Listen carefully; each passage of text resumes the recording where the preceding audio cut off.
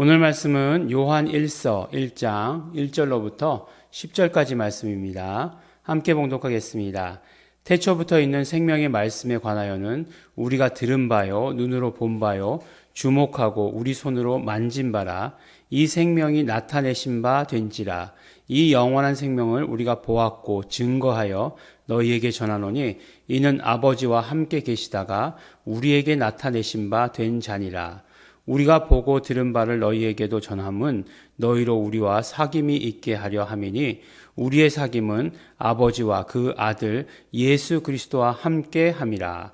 우리가 이것을 씀은 우리의 기쁨이 충만케 하려 함이로다. 우리가 저에게서 듣고 너희에게 전하는 소식이 이것이니 곧 하나님은 빛이시라. 그에게는 어두움이 조금도 없으시니라. 만일 우리가 하나님과 사귐이 있다 하고 어두운 가운데 행하면 거짓말을 하고 진리를 행치 아니함이거니와 저가 빛 가운데 계신 것 같이 우리도 빛 가운데 행하면 우리가 서로 사귐이 있고 그 아들 예수의 피가 우리를 모든 죄에서 깨끗게 하실 것이요 만일 우리가 죄 없다 하면 스스로 속이고 또 진리가 우리 속에 있지 아니할 것이요 만일 우리가 우리 죄를 자백하면 저는 미쁘시고 의로우사 우리 죄를 사하시며 모든 불의에서 우리를 깨끗게 하실 것이요 만일 우리가 범죄하지 아니하였다 하면 하나님을 거짓말하는 자로 만드는 것이니 또한 그의 말씀이 우리 속에 있지 아니하리라. 아멘. 네, 드디어 요한 서신서로 왔습니다. 어저께인가요? 그저께인가요? 왜 베드로 전서 후서 이렇게 나눠져 있는가 궁금하다 이렇게 말씀드렸죠. 다른 데는 다 1서, 2서 이렇게 되어 있는데 그러니까 영어로 이야기하면 왜 한국말은 전, 후 이렇게 나눴는지 궁금하다 이렇게 말씀을 드렸습니다.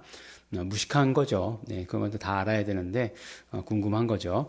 근데 요한 서신은 전서 후서가 아니죠. 요한 전서, 요한 후서가 아니라 1서, 2서, 3서예요. 네.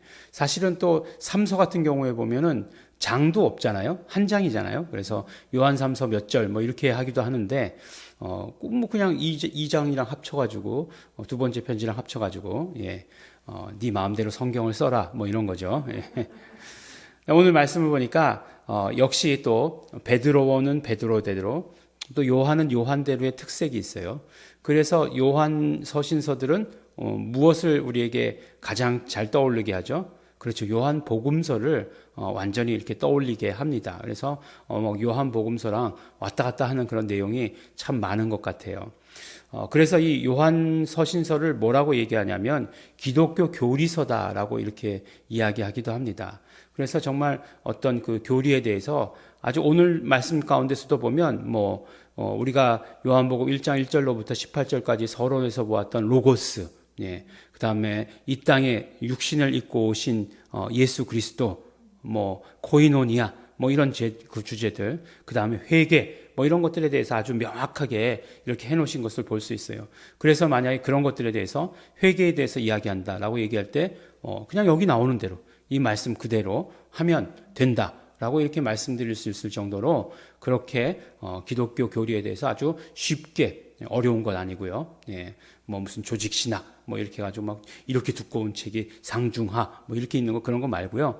아주 쉽게 이렇게 기록해 놓으셨다라고 이렇게 말씀하고 있습니다. 그 다음에 또 무엇에 대해서 요한 서신서는 굉장히 집중하고 있느냐? 나중에 4장인가 보면 그 사랑에 대해서 하나님의 사랑 특별히에 대해서 아주 구체적이고 풍부한 내용으로 사랑에 대해서 말씀하고 있는 것을 보게 됩니다.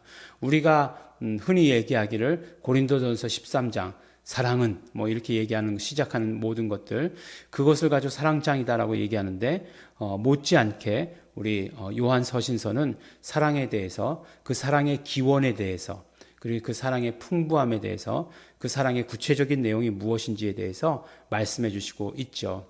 그래서 또 계시록까지 연결되지 않습니까? 계시록의 첫사랑을 회복하라 라고 얘기했을 때 그 첫사랑이 결국 무엇인가 우린 요한 서신서를 통해서 알게 된다는 거죠. 그것이 무엇인가는 오늘 다 얘기하면 나중에 또 뭐 얘기하겠어요. 그 얘기가 나왔을 때. 그렇기 때문에 오늘 다 얘기할 수는 없죠. 그 얘기가 나왔을 때. 왜 이렇게 말씀드리냐면 우리가 새벽 예배이기 때문에 이 말씀을 가지고 모든 그런 것들을 다 가지고 그 말씀드리는다기보다는 딱 하루에 한 주제, 예, 그것이 적당하다라고 이렇게 생각합니다. 그래서 그걸 이렇게 소화시킬 수 있고 함께 생각해 볼 수 있고 하는 건 너무나 좋은 것이죠. 그래서 요한 서신서가 이제 시작이 되죠. 태초부터 있는 생명의 말씀에 관하여는 이렇게 말씀하죠. 예, 태초에 말씀이 계시니라. 이 말씀과 예, 거의 동일한 말씀이죠. 예, 그래서 말씀이라고 얘기하고 마찬가지로 요한 서신서에서도 태초부터 있는 예수님에 대해서는 이렇게 얘기하지 않고 로고스에 대해서는 이렇게 얘기하죠. 근데 그분이 누구신지 우리가 알 수 있죠. 우리가 들은 바요, 눈으로 본 바요, 주목하고 손으로 만진 바라 라고 이렇게 얘기하고 있어요. 근데 로고스라고 말씀하신 것은 분명히 예수님을 말씀하신 것인데 예수님에 대해서 무엇을 말씀하고 싶었느냐? 예, 이제 다음 장에 2장 가서도 예수님에 대해서 무엇을 말씀하고 싶은 것인가에 대해서 또 말씀해 주시는데 바로 예수님께서 신성과 인성을 모두 가지신 분이시다라고 하는 거죠. 그 예수님 안에는 신성과 인성이 분리될 수 없을 정도로 그렇지만 반반이 아니라 완전한 신성과 완전한 인성을 가지고 계신 그분이 육신을 가지고 이 땅에 오셨다라고 이렇게 말씀해 주세요. 어떻게 오실 수 있었느냐? 그분에게는 완전한 인성이 있으시기 때문에. 그러나 이 땅에 오셨다고 해도 그분이 완전한 신성이 없어지시는 것이냐? 그렇지는 않다는 거예요. 그래서 그분을 표시할 때 로고스라고 말한 것은 완전한 신성과 완전한 인성을 강조하고 싶었죠. 그렇기 때문에 그분을 우리가 눈으로 볼 수 있는 것이고 그분을 뭐라고 얘기하고 있죠? 들을 수 있는 것이고 또 손으로 만질 수 있는 거죠. 네. 손으로 만진 사람은 특별히 도마, 이제 우리 기억하시죠? 그 손가락에 집어넣었던 도마. 예. 물론 예수님의 제자들이 예수님과 함께 있으면서 정말 특히 요한은 당신이 애제자다라고 이렇게 얘기했는데 예수님 늘 품속에 안겨가지고 밥 먹죠. 네. 근데 그 품속에 안긴다는 게 다 누워있기 때문에 이렇게 비스듬히 누워있기 때문에 그런 거예요. 네. 누워있으면 예수님 바로 옆에서 누워있으면 어떻게 되는 거죠? 예수님 품속에 있는 것처럼 되는 거죠. 네. 어쨌든지 간에 그렇다. 손으로 만진 바다라고 이렇게 말씀해 주시고 계시고 이 생명이 나타나신 바 된지라 라고 얘기하는 거죠. 예. 예수님 안에 있는 생명. 예, 그 안에 생명이 있었다라고 이렇게 얘기하죠. 이 생명은 사람들의 빛이라. 그러니까 요한복음을 거의 똑같이 그 순서대로 기록해 나가고 있다라고 생각해도 우리가 좋을 것 같아요. 그리고 우리가 보았고 증거하여 너희에게 전하노니 이는 아버지와 함께 계시다가 우리에게 나타내신 바 되는 것이다. 그러니까 말씀이 육신이 되어 이 땅에 오셨다. 이렇게 말씀하는 거죠. 그러니까 완전히 이렇게 재밌죠. 딱 2절 가지고 요한복음 서론을 다 우리에게 말씀해 주시고 계시는 것이에요. 그래서 그 다음에 이제 3절에 말씀하는 것은 무엇이냐면 우리가 보고 들은 바를 너희에게 전하는 것은 너희로 우리와 사귐이 있게 하려 함이다 라고 이렇게 말씀하고 있어요. 그리고 나서 더 구체적으로 우리의 사귐은 아버지와 그 아들 예수 그리스도와 함께 함이라 라고 이렇게 얘기하고 있어요. 그러니까 우리가 이제 사귐이다라고 이야기하면 우리가 친목이라고 생각하는 경우가 참 많은데 사귐과 친목은 다른 것입니다. 그러니까 우리가 코이노니아라고 이야기하는 이 모든 것들은 바로 모든 사람이 다 예수 그리스도를 가지고 있는 것을 말해요. 네, 내가 예수 그리스도를 가지고 있어요. 그리고 이 사람도 예수 그리스도를 가지고 있어요. 그러면 그것을 무엇이라고 얘기하느냐? 그것은 바로 우리가 사귐이 있다. 코이노니아다라고 이렇게 얘기하는 거예요. 내가 예수 이름을 가지고 있어요. 예, 그리고 당신이 예수 이름을 가지고 있어요. 그럼 우리는 사귐이 있는 거예요. 서로가 서로에게 통하는 거예요. 왜냐하면 마치 형제가 같은 이름을 가지고 있는 것처럼 물려주시는 같은 이름. 우리나라 그렇지 않습니까? 성만 물려주는 것이 아니라 나중에 어떻게 되죠? 돌림자도 물려주지 않습니까? 아주 뼈대 있는 집안이라고 이렇게 얘기하면서 돌림자도 물려주잖아요. 그러니까 우리가 이름이 3글자인데 물론 성이 있고 이름 2글자인데 근데 이름 2글자 중에 또 한 글자는 또 정해져 있어요. 한 글자만 이제 각자 알아서 그때에 따라서 정하면 되는 거죠. 그래서 우리 아들 둘은 김사일, 김사홍이잖아요. 그 끝에 끝자만 다른 거예요. 그럼 뭐예요? 서로 형제라는 얘기죠. 같은 학렬의 같은 형제라는 거예요. 무슨 말씀입니까? 바로 그 서로의 그런 어떤 형제로서의 사귐이 있다라고 이렇게 얘기하는 거죠. 그걸 코이노니아라고 이렇게 이야기하는 것이에요. 그렇게 이해하면 우리가 쉽습니다. 그리고 나서 이렇게 말씀하고 치고 나서 결국은 우리와의 사귐이 무엇이라고요? 그 근본은 예수 그리스도와의 사귐이다.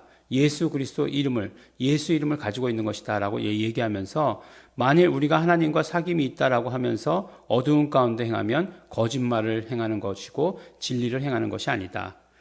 정말 하나님께서 빛 가운데 계신 것 같이 우리도 빛 가운데 행하면 서로 사귐이 있는 것이다. 그 아들 예수 그리스도의 피가 우리를 모든 죄에서 깨끗게 하실 것이다 라고 이렇게 말씀을 해주세요. 그러면서 이제 용서에 대해서 이야기를 합니다. 우리가 죄 없다 하면 스스로 속이고 진리가 우리 속에 있지 아니하고 우리가 우리 죄를 자백하면 하나님께서는 신실하시고 의로우시기 때문에 우리의 모든 죄를 사하시고 모든 불의에서 우리를 건져내실 것이다 라고 이렇게 얘기하는 것이에요. 그리고 만일 우리가 범죄하지 아니하였다 하면은 하나님을 거짓말하는 자로 만드는 것이다. 그러니까 계속해서 이렇게 X, 0, X 이렇게 오가는 거죠. 예, 아니다 하면 아닌 것이고, 예, 기다 하면 긴 것이고, 아니다 하면 하나님을 거짓말하는 자로 만드는 것이니 우리 속에 하나님의 말씀이 거하지 않는다. 그러니까 우리가 죄 없다 하면 우리가 스스로 속이는 것이기 때문에 우리가 진리 가운데 거하지도 못하고 하나님의 말씀이 우리 안에 거하지도 않는다라고 하는 것이에요. 그런데 우리가 우리의 죄를 고백하면 어떻게 되느냐? 우리는 모든 불의에서 우리를 건지시고 우리는 진리 안에 있게 되는 것이고 또 한 가지 더 우리는 하나님의 말씀 안에 있게 되는 것이다 라고 이렇게 말씀해 주시는 것이에요. 그러니 복음이라고 하는 것의 가장 큰 특징이 무엇인가? 기독교 교리에서 가장 중요한 것들을 말씀해 주시는 것이에요. 무엇이죠? 예, 복음은 무엇이냐면 너희가 죄를 하나님께로 가지고 나아오라. 그것이 복음이에요. 그러면 하나님께서 용서하신다라고 하시는 이 선포가 복음입니다.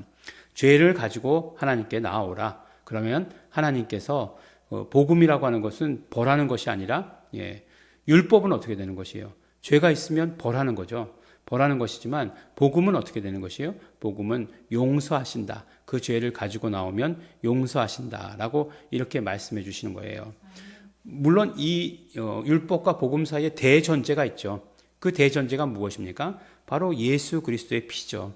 예수 그리스도의 그 흘리신 피의 공로 때문에 그렇게 되는 거죠. 율법과 복음 사이에 이 중간에 이 대전제가 없다라고 한다면 다 죽겠죠. 죄를 감추고 있는 자도 죽는 것이고 죄를 가지고 나온 자도 너 가지고 나와서 죽여 이렇게 되는 것이죠. 그러나 이 대전제 때문에 복음을 우리가 받아들일 수 있고 복음은 죄를 하나님께로 가지고 나온 자는 어떻게 된다고요? 용서받는다라고 말씀해 주시고 계시는 것입니다. 그러니까 복음은 뭐라고요? 죄를 하나님께 가지고 나아가는 것. 그러면 하나님께서 용서해 주시는 것.